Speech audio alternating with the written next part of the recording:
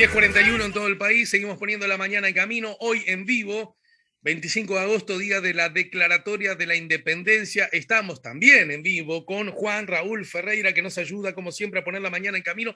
No se olviden que ya vamos a conversar con Sebastián García Parra en su columna de Inteligencia Artificial y también con Diego Fernández, Diego Parker Fernández, el director de la, ya se los digo, formidable película uruguaya, La teoría de los vidrios rotos, que mañana será estrenada.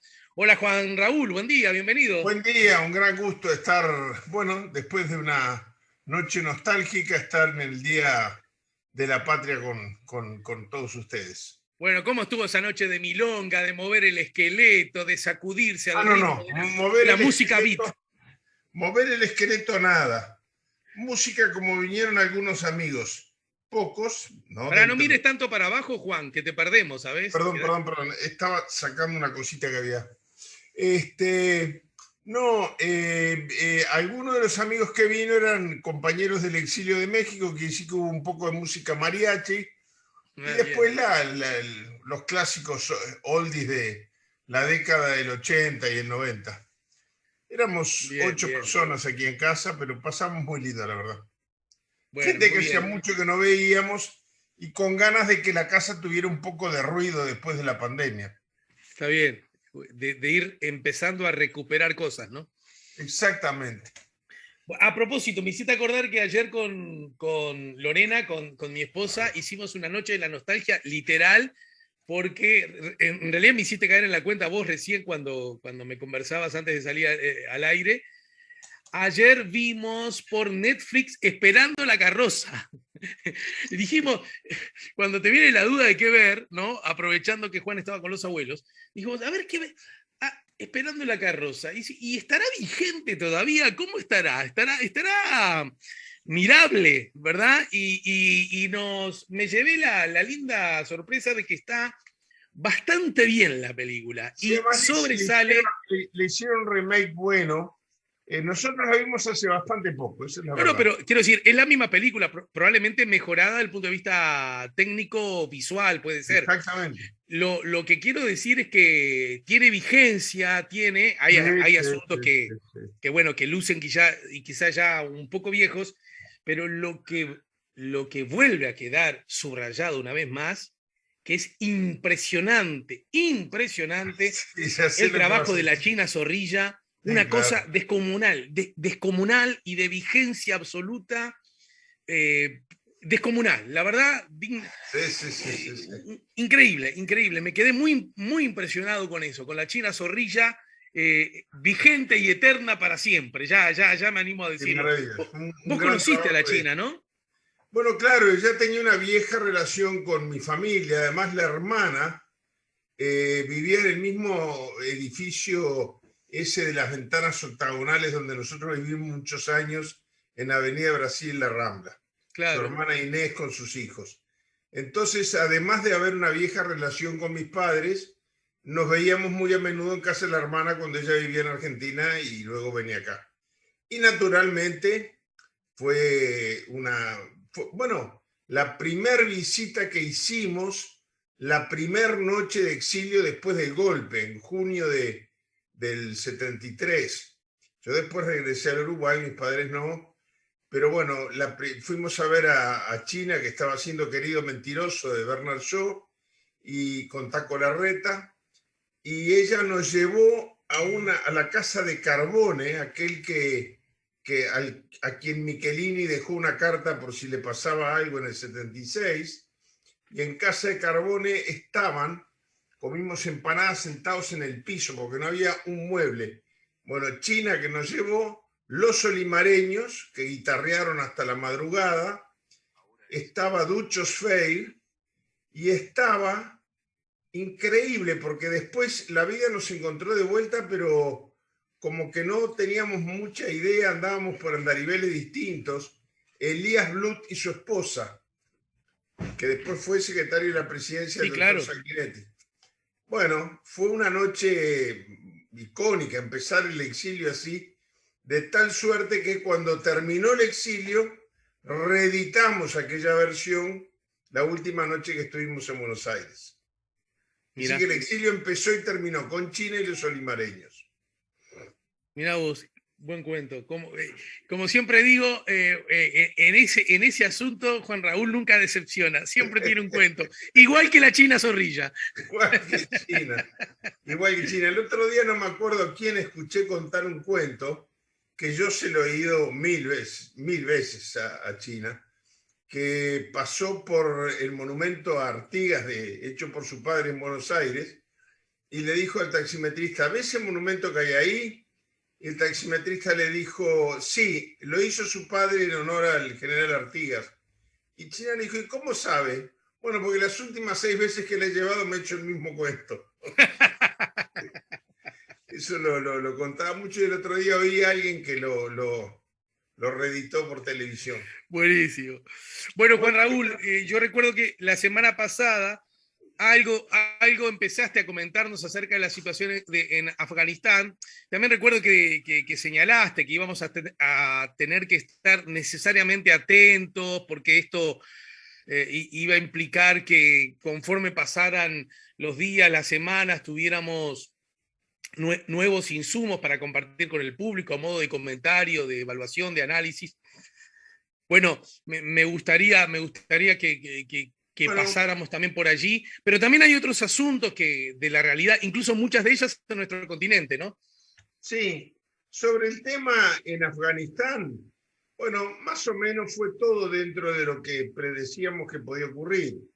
Los talibanes que han tomado el poder en Kabul y por lo tanto controlan prácticamente todo el territorio nacional, ya son el gobierno nuevo de Afganistán.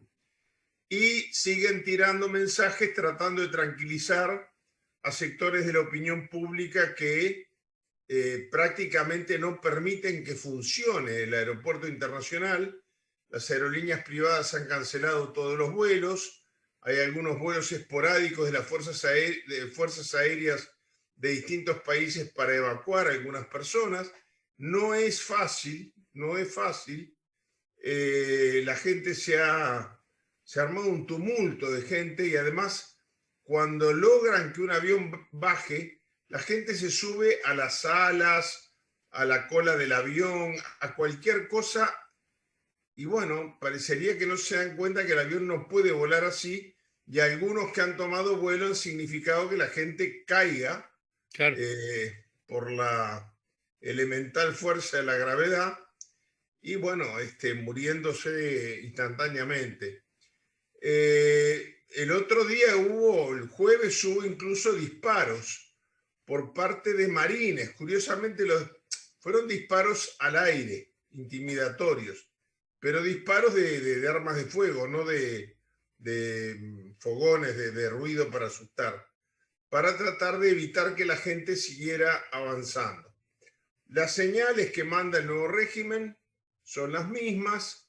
La única diferencia que yo notaría es que le han dado un plazo hasta fin de mes al gobierno de Estados Unidos para terminar de evacuar los 11.000 ciudadanos norteamericanos. Es muy difícil de entender por qué si ya estaba programada de antes la salida de las tropas americanas para el 1 de mayo, y si era tan fácil de prever que luego los Claro. talibanes iban a tomar la capital, ¿cómo es posible que hayan quedado 11.000 personas que ahora se quieren ir? Si ahora se quieren ir, es evidente que pensaban, si ganan los talibanes me voy.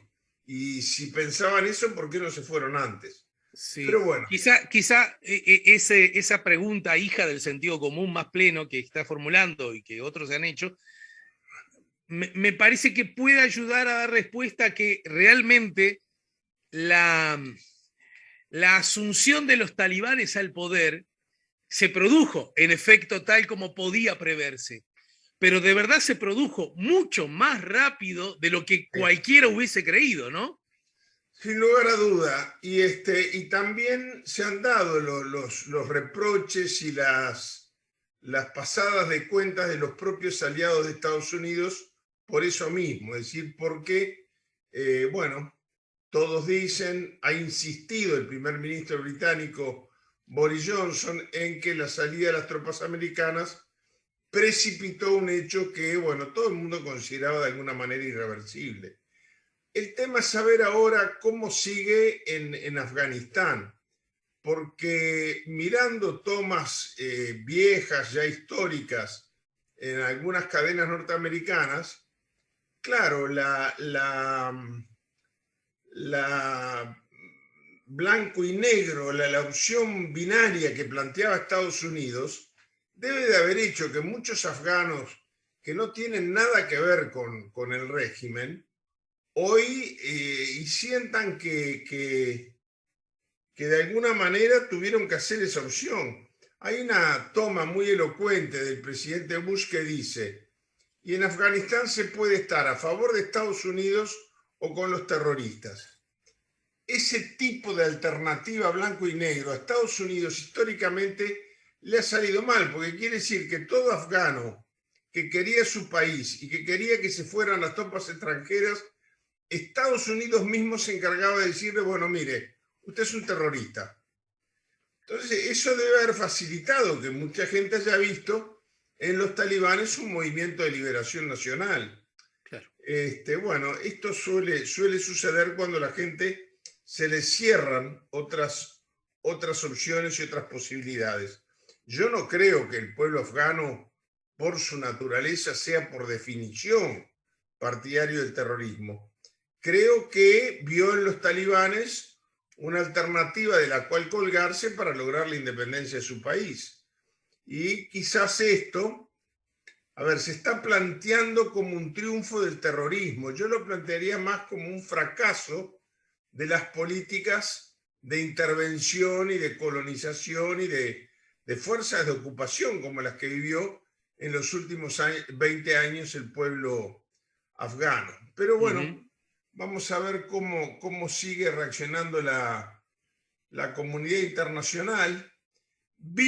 Confieso que rastreé un poco, no estoy quitando la importancia de la denuncia, al contrario, me preocupé de tratar de averiguar a qué hecho concreto se refería, que en Uruguay el Comité Central Israelita ha denunciado que la CNN está dando una versión con un contenido antisemita, bueno, semitas son todos los pueblos allá, antijudío, digamos, racista. Bueno, es un tema muy preocupante. Yo estoy tratando de ver a qué hecho concreto se ha referido, pero es una denuncia muy seria para el mundo en el que vivimos. Todo esto demuestra que estamos muy lejos. Uno de repente por ingenuidad en algún momento pensó, después de la pandemia va a venir un reacomodo que no tome los conflictos en el momento que los dejó la pandemia, sino mejor, yo qué sé, por una visión de repente excesivamente optimista de la historia.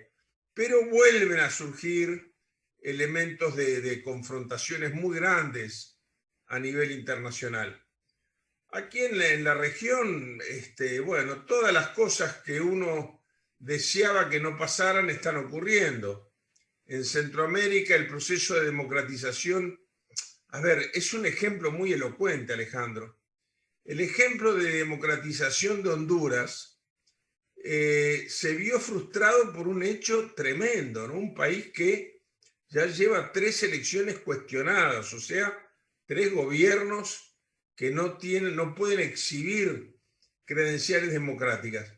Y ahora tienen elecciones y el primer paso fue establecer, allí no hay hojas sábanas como acá preimpresas con el nombre de los candidatos que uno quiere votar, sino hojas impresas por la Justicia Nacional Electoral donde uno marca el candidato de su preferencia. Entonces, lo que iba a realizarse el lunes pasado era simplemente la selección del orden en que iban a ir los candidatos en la lista, porque no lo van a hacer por orden alfabético. Entiendo. Pero digo, no es un tema tan de fondo.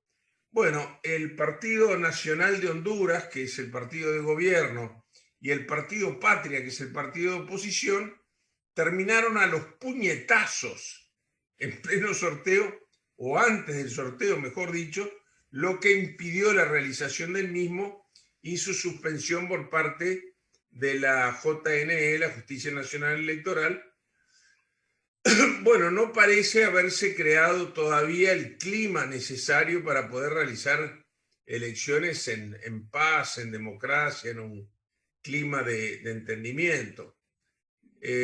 Otro tema que hemos dicho en el programa que nos preocupaba por cómo nació, por cómo fue la partida de nacimiento, que es el del presidente Pedro Castillo en Perú, bueno, ya empieza a toparse con dificultades serias. Todavía no tiene un solo ministro confirmado por el Parlamento. Su primer ministro no ha sido confirmado por el Parlamento, pero a esto se suma que ha habido manifestaciones que ha habido que disolver. En fin, el clima político en el Perú se ha enrarecido tremendamente, tremendamente, ¿no? Si uno sigue mirando un poco un pantallazo de la región, yo el otro tema que rescataría sería rescataría como importante, ¿no? No como reivindicación.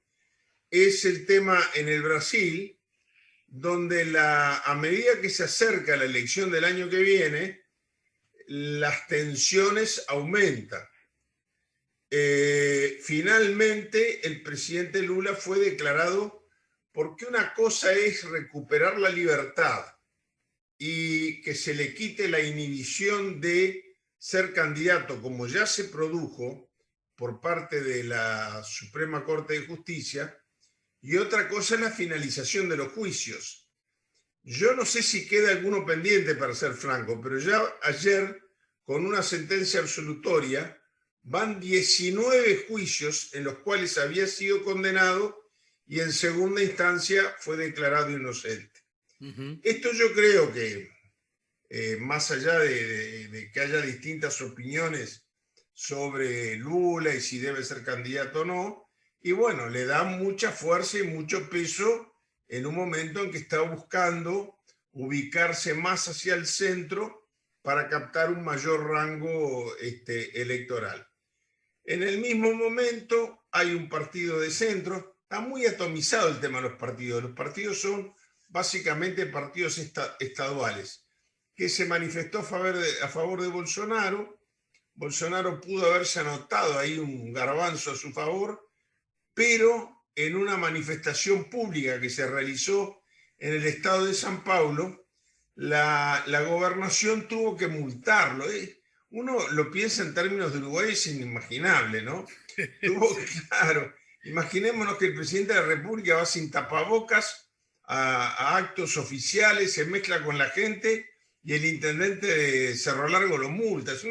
Yo qué sé, son cosas que en Uruguay uno no le entra en la cabeza. Pero la gobernación de San Pablo decidió multar al presidente Bolsonaro por violar las normas, las disposiciones internas del Estado de San Pablo en materia de uso de tapabocas.